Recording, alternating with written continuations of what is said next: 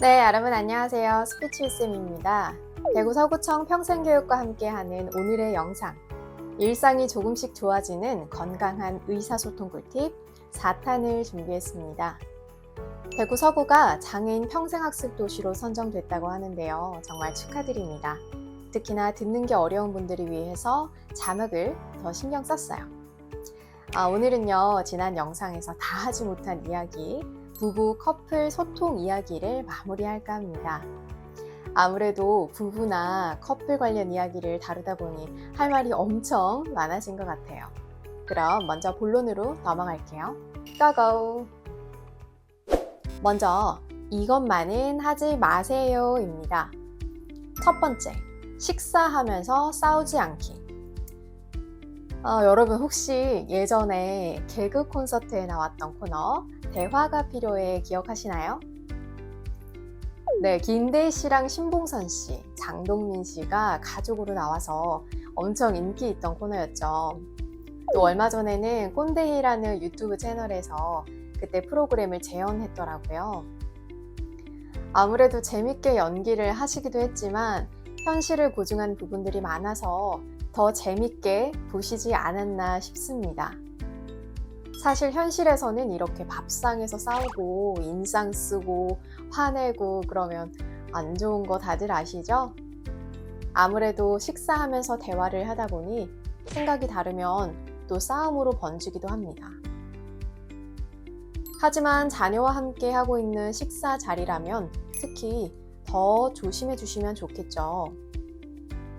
싸울 것 같거나 대화가 조금 거칠어지겠다 하실 때는 식사 자리가 아닌 두 분이 따로 공간을 이동하셔서 대화를 마무리하시는 게 좋습니다.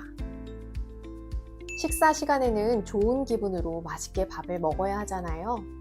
또 체할 수도 있고요. 처음에는 힘드시겠지만 꼭 노력해 보시기를 추천드립니다. 두 번째, 다른 집과 비교하지 않기.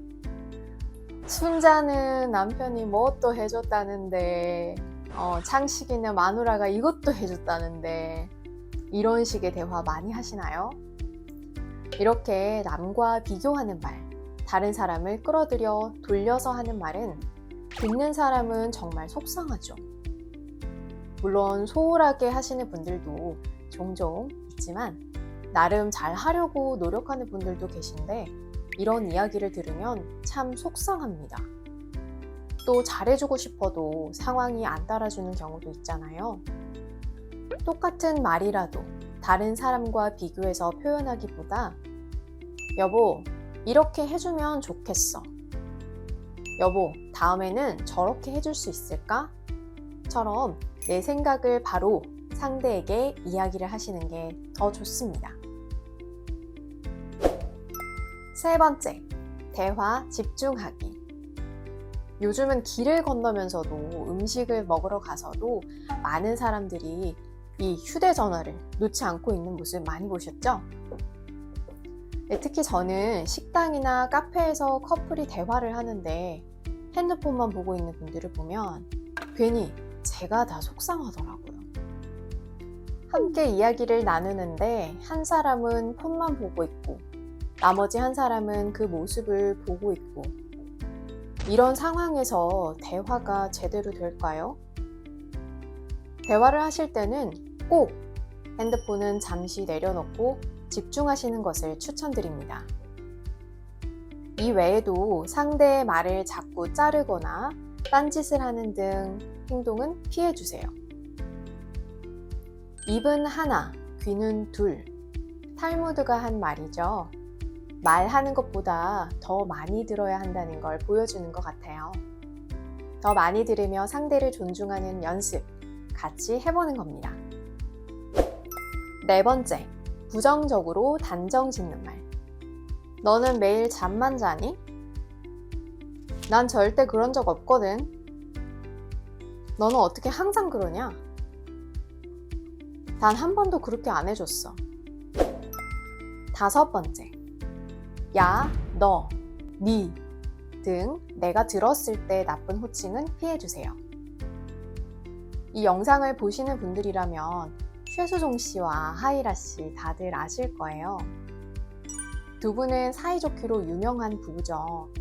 이 부부들이 서로를 부르는 모습을 보시면 늘 희라씨, 수종씨 하시면서 서로를 부르시더라고요. 존중이 담긴 호칭을 부르는 습관이 이 커플의 비결이 아닐까 싶습니다. 아무리 좋은 말도 앞에 야, 니가 이런 호칭이 붙으면 정말 듣기 싫죠. 상대와 대화를 잘하고 싶으시다면 꼭 존중하는 마음과 애정을 담아서 호칭을 불러주세요. 그럼 대화가 조금 더 잘 풀리고 싸울 일도 조금은 줄게 될 겁니다. 6번째. 이 외에도 이야기 드릴 게 정말 많지만 간단하게 이야기 드리겠습니다. 특히 경상도 출신이시라면 많이 쓰시는 단어 좀 아시죠? 화가 나거나 답답할 때 특히 좀 이 단어를 많이 쓰십니다. 이 단어를 들으면 뭔가 뒤에 더 말을 하면 안 될 것 같고 저 사람 화났나? 싶습니다. 그래서 대화가 단절되지 않도록 하시려면 좀을 안 쓰시면 좋을 것 같습니다. 다음으로 아니, 그게 아니고 하실 때의 아니. 이것도 정말 많이 쓰시죠. 나도 모르게 많이 쓰는 단어 중 하나라고 생각하는데요. 특히 경상도 사람끼리 대화할 때는 익숙해서 좀 괜찮으실 텐데 타지 사람들이 들으면 저 사람 화났나?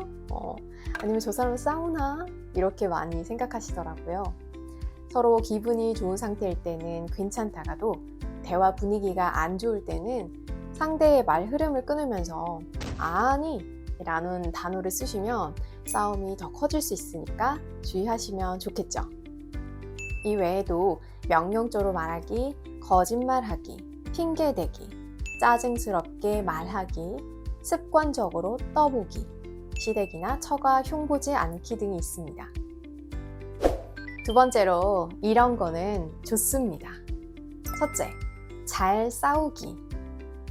잘 싸우는 것도 정말 중요하죠. 건강하게 잘 싸우려면 또 많은 노력이 필요합니다. 특히 서로 화가 나고 감정이 확 올라온 상태에서 막 싸우지 마시고 서로 어떤 부분이 속상했는지 차분하게 각자 생각할 시간을 갖고 다시 만나서 대화를 하시는 게 좋습니다. 다시 만나 대화를 하실 때는 내가 그 상황에서 짜증이 나더라. 왜냐면 이런 식으로 어떤 상황에서 어떤 감정을 느꼈는지 그 이유를 설명해 주시는 겁니다. 또 내가 잘못한 부분이 있다면 구체적으로 사과를 먼저 하는 것도 좋은 방법입니다. 진심을 담아 사과한다면 상대방도 감정이 좀 진정되고 나서 사과할 부분이 있다면 또 같이 이야기를 하게 될 거예요. 두 번째, 사랑의 언어를 찾고 존중해주자. 사람마다 사랑을 느끼는 언어가 다르다고 하죠. 나만의 방식으로 사랑을 표현하고 왜 당신은 그렇게 안 해? 라고 하기보다 상대의 사랑의 언어를 알도록 노력해보고 또 그 방법으로 표현하도록 함께 노력하면 좋겠죠. 대화를 통해서 알아가는 것도 좋지만 처음엔 많이 어렵기도 할 거예요. 그래서 조금 더 쉽고 재밌게 소통하기 위해서 커플고사, 또 부부고사 같은 재밌는 도구를 활용해 보시는 것도 추천드립니다. 이런 거는 서점에 가면 쉽게 보실 수 있을 거예요. 세 번째, 손편지나 소통 노트 함께 써보기. 물질적으로 마음을 표현하는 것도 좋지만 때로는 손으로 꾹꾹 눌러 쓴 편지 한 장에 더 큰 감동을 받기도 하죠. 민망하고 부끄러워서 다 하지 못한 말들이 있다면 엽서 한 장에 표현해 보시는 것도 정말 좋습니다. 특히 엽서도 직접 고르시고 왜 이 엽서를 골랐는지도 설명해 주시면 더 감동받으실 거예요. 또 장기적인 프로젝트로 소통 노트 하나 마련해서 서로가 노트에 생각을 표현하는 겁니다. 그러다 보면 내 마음을 표현하는 게 조금 더 익숙해지고 얼굴을 보고 직접 대화하는 것도 편해지실 거예요. 아, 혹시 손편지 좋다 하니까 맨날 손편지만 써줘야겠다 하시는 분은 안 계시겠죠? 때로는 가끔은 물질도 같이 선물하시면 더 좋아하실 거예요. 네, 이렇게 오늘 4탄 영상에서도 부부 커플 간의 소통 꿀팁을 이야기 드렸습니다. 짧은 시간 안에 많은 것들을 이야기하다 보니까 정신 없으셨죠? 네, 캡처를 딱 해놓으셨다가 하나씩만 먼저 실천해 보셔도 효과 보실 거예요. 습관이 형성되는데 평균 3, 4개월 걸린다는 말도 있죠. 아유, 나는 뭐 작심삼일인데요 하시는 분들도 3일씩 반복해서 하시다 보면 분명 더 건강한 소통을 하고 계실 겁니다. 오늘도 함께 해주셔서 감사드리고요. 저는 다음 영상에서 또 인사드리겠습니다. 그럼 여러분 안녕!